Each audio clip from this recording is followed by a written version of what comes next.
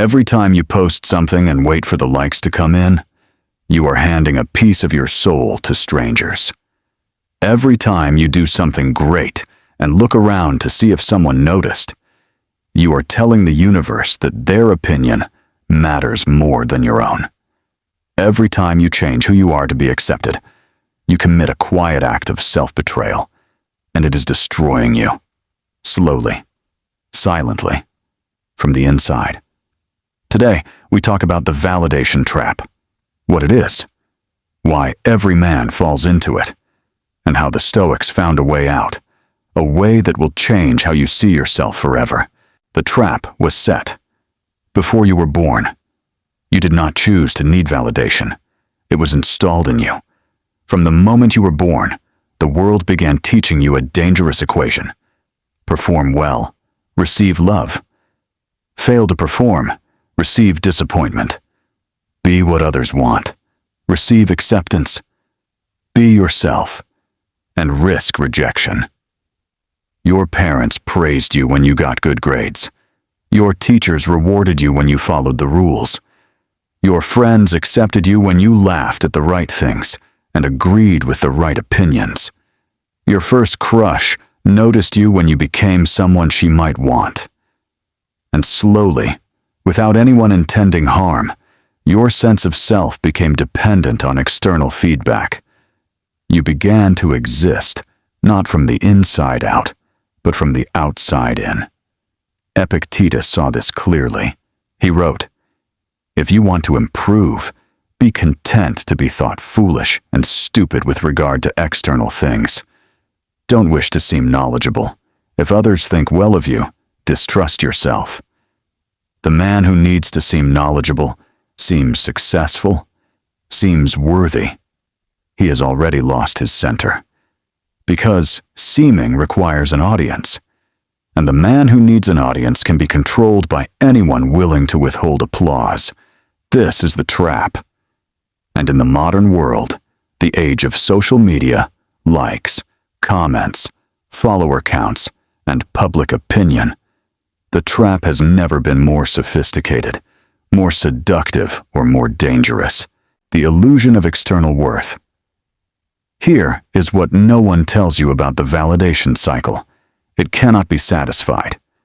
You get the likes, and within hours, you need more. You receive the compliment, and by the next day, you are hungry for another. You achieve the goal, receive the recognition, and immediately look for the next milestones that will prove your worth. The ancient Greeks called this pleonexia, the insatiable desire for more. And when it is applied to external approval, it becomes a prison with invisible bars. Marcus Aurelius witnessed this among the most powerful and celebrated men in the empire. Men who had everything, wealth, power, fame, adoration, and were still hollow, still restless, still searching. He wrote to himself, "How much more grievous are the consequences of anger than the causes of it. Receive without pride, relinquish without struggle." What he understood was this: the man who receives praise with pride has made his peace conditional. And the man whose peace is conditional is a man who can never truly rest. Think about the people whose validation you seek most. Are they at peace? Are they the wisest, most fulfilled people you know? Or are they also chasing, also performing, also waiting for someone else's approval to feel complete? The chain of emptiness passes from person to person, and it ends only when one man decides to break it. The Stoic mirror. The Stoics proposed a radical alternative to external validation. They called it the inner citadel. The inner citadel is the part of you that no one can touch. It is not your reputation that can be destroyed by rumor. It is not your achievements, those can be taken. It is not your relationships, those can end. The inner citadel is your judgment, your values, your integrity, your relationship with yourself. Marcus Aurelius returned to this concept again and again in his meditations. In his most powerful entry on this subject, he wrote, "Never esteem anything as of advantage to you that will make you break your word or lose your self-respect." Self-respect, not other respect, not reputation, not social standing. Self-respect, the opinion you hold of yourself when no one is watching. This is the Stoic mirror. Every evening, before you sleep, you hold it up, not to see what others think of you, but to ask yourself the only questions that matter. Did I act with integrity today? Did I do what I said I would do? Did I treat people with justice? Did I face difficulty with courage? Did I become, even slightly, a better version of who I am choosing to be? If the answer is yes, you have all the validation you will ever need. If the answer is no, you have not a reason for shame, but a direction for tomorrow. Practical steps to break the validation cycle. Step 1. Audit your seeking. For 1 week, notice every moment you seek external validation. Notice when you post, and immediately check for responses. Notice when you share an opinion, and wait to see if others agree. Notice when you dress, speak, or act differently, because someone specific might be watching. Do not judge. Simply observe. Awareness is the beginning of freedom. Step 2. Create privately. Begin doing things that no one will ever see. Journal and never share it. Train your body without posting about it. Read books and never mention them. Build a skill in complete privacy. When you create without an audience, you discover what you actually value versus what you perform for others. The gap between those two things will reveal everything about where you currently stand. Step 3. Practice the evening review. Seneca practiced this every single night. He would sit in silence and review the day, not according to how others saw him, but according to his own standards. Ask 3 questions. Where did I seek approval I did not need? Where did I compromise my values for acceptance?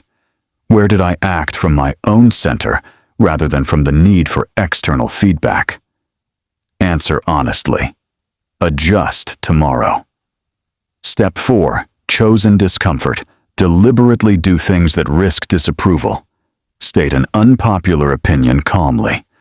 Dress according to your own taste rather than trends.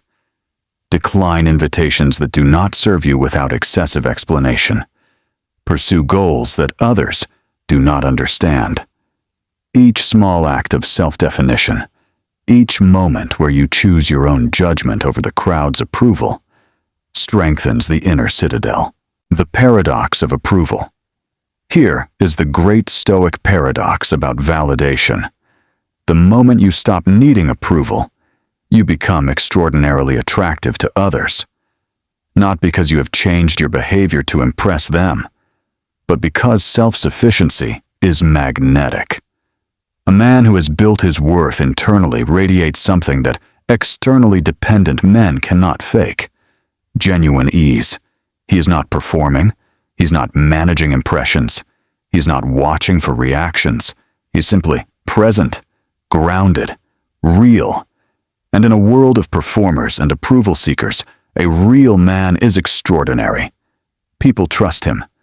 Because his words and actions align, he has nothing to hide, nothing to prove. They are drawn to him. Because his security does not depend on taking anything from them.